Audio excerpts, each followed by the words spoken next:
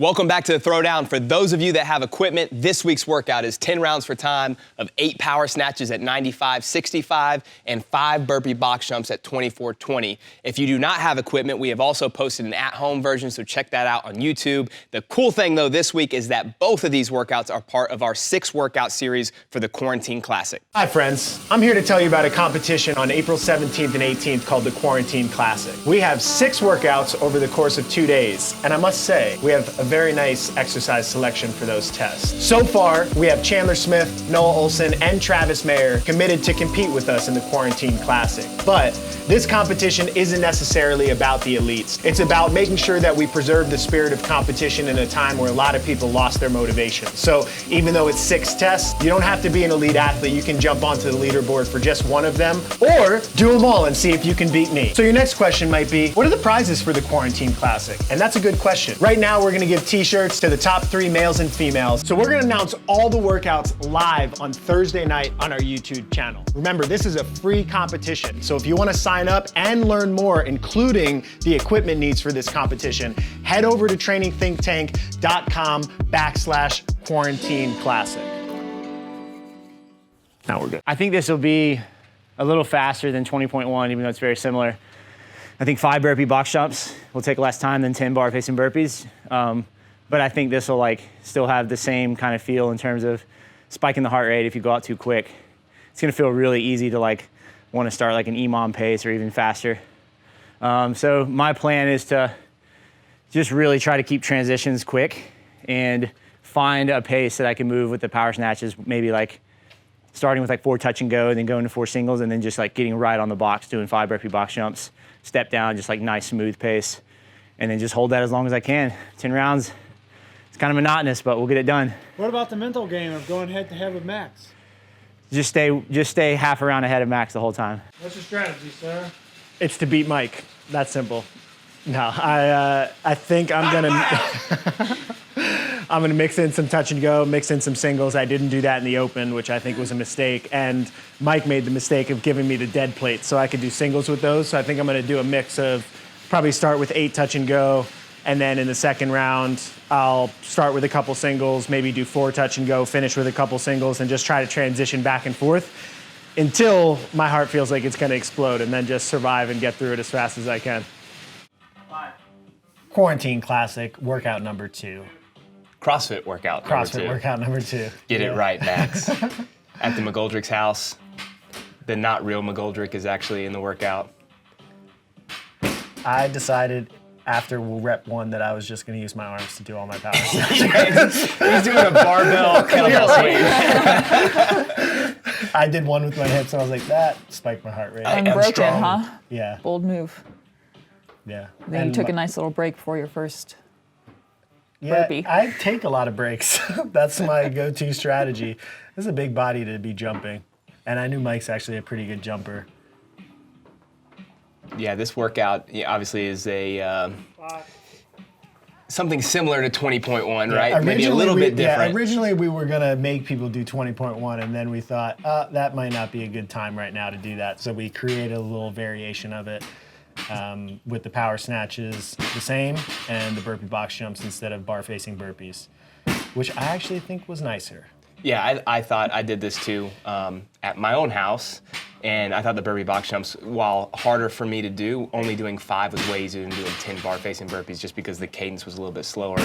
I will say for those, obviously, that did 20.1, you know what the power snatch is going to feel like. So you saw Mike, he did 4, he rested, did 4.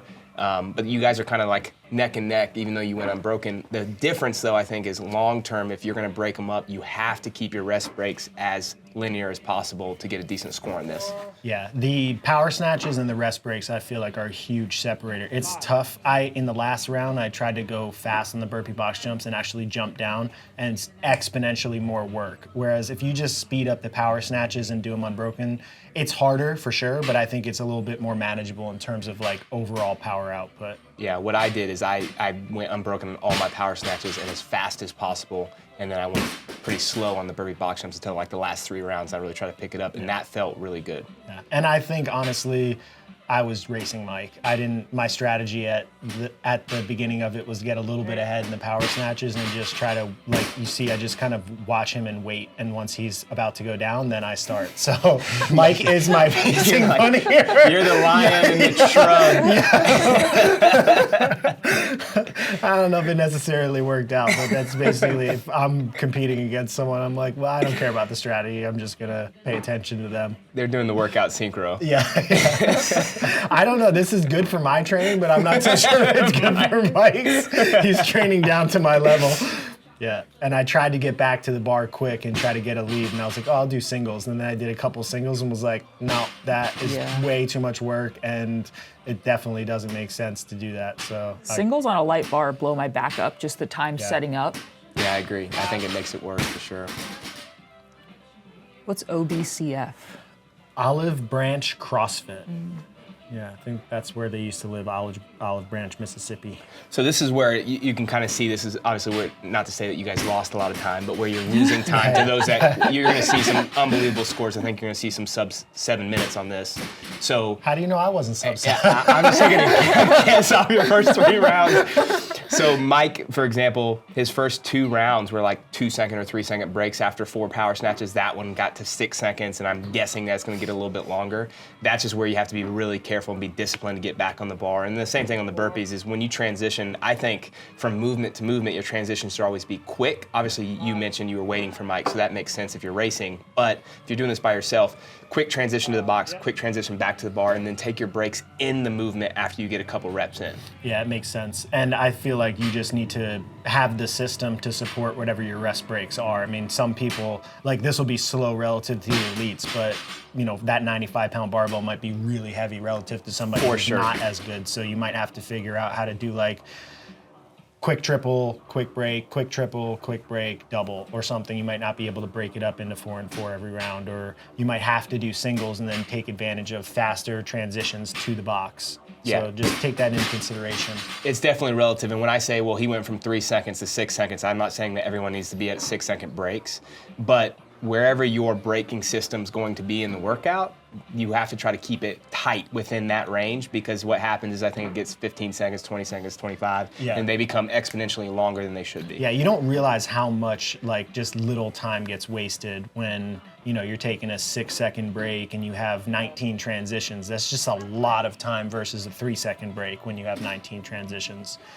This is where hands are on my knees. I'm starting to die. I'm dying on the inside. Did you feel any shoulder fatigue from muscle snatching going into the burpees, or did that not really bother you? You know, I definitely started to sense my back at some point. Even just watching from the side here, I can tell just rounding a little bit from my lower back, and I'm up on my toes, like the barbell's forward just from swinging. Not optimal power snatch mechanics, but just figuring out how to get it done. Whereas Mike, you can see, he's a little forward too. Yeah. I feel like when you're doing his these, little dip though. To me, that's a little bit more efficient. Yeah. The muscle snatch is definitely faster if you can rip it off the ground like you are, but that I feel that more in my shoulders, like Mia's talking about. He didn't wait for you. What a jerk. Yeah, I know. He started to try to. He's like, okay, I can separate now. Yeah. I tried to. I think it was like round 8 or 9. I tried to catch back up because he starts to spread a lead, and I caught back up, and then the process of speeding up to catch back up blew me up. So. Maybe you shouldn't have taken those extra 8-second breaks on the first 3 rounds. You're probably right. I should have tried to spread a lead. I hate that his like little like put one arm down, step back burpees just as fast as me jumping down for burpees. I'm like, how is that the same? I did try to jump down a couple burpees, and it just took way more out of me. I mean, my bounding mechanics aren't great, and when I land, I feel like I tense. So stepping down made it feel way easier for me. Yeah, I stepped down every one of them. I think that's probably going to be the strategy that even the elites pick, because you can step down pretty quick, and then maybe in the last like 3 or 4 rounds. I'd be very curious. I'm actually really excited to see if somebody can go unbroken and jump down all the burpees, because that would be a really fast workout. That might actually hurt worse than 20.1 if you did have the ability to do that. Yeah, I was thinking about that. My vote's for Jake. Jake Berman? Yeah. He's got a shot for it. Someone that has really good bounding mechanics, is comfortable in the box, can definitely go really fast on this, and it would hurt. But for me, like, I went unbroken on the power snatches, and they felt way easier in 20.1. But a lot of that was because my breaks were so long getting back to the bar from doing the box jumps. So what was your time? You were 7:24. so you're getting close to finishing Yeah, right now. I think I'm on the box jumps right now. What round are you on? We have 3 rounds left. Oh man. So Brandon, for you, was it burpee speed or just better so- rest breaks than that? I'm hurting. I literally sprinted the power snatches, so they were up and down as fast as I could. My hinging pattern is still really good, and I feel comfortable. Like even if I'm at really high heart rate or high respiration, I feel comfortable. But I couldn't go fast in the burpees. So the answer to the burpees is I was going literally as fast as Mike is right now. But I think I just made up so much time on the bar. Well, now he's laying down. I never laid down. I went consistently, for each rep, but jumping off the box is tough. Unbroken on the snatches? Unbroken on snatches. I started to just lose motor coordination. Like even just watching that, I got pulled forward 4 times from that. I just couldn't keep steady. I was just in a really uncomfortable place. So I think Burpees look smooth still. Yeah. Yeah. I wish I could jump and kind of land more flat-footed and have my butt down. You're kind of jumping a little bit higher now, but I just have to jump where my legs are straight on the box because otherwise my knees blow up.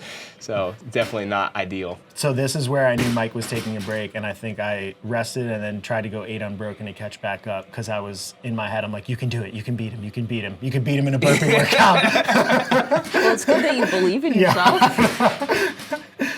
Yeah. And I looked backwards to see if he was done. While snatching? Yeah. If you rewind it 2 of them, I looked back just to see. I was like, is he done already? So I did 8 unbroken. I was like, all right, I'm with him. I can do this. Get down. What round is this? I think this is 9, right? This is 9. Mike said he used the same leg every time. I switched it up to try to go right leg, left leg, step up. I'm trying to be a little bit more balanced when I do these. I actually started to do that the first few rounds, and then I was just losing a little bit of coordination, like you were saying, and I went all left foot because that's easier for me. It's easier for me to alternate my step-up leg, but stepping down off the box, if I try to do it on the other leg, I feel like a baby deer. It is You hard. are a baby deer. Yeah.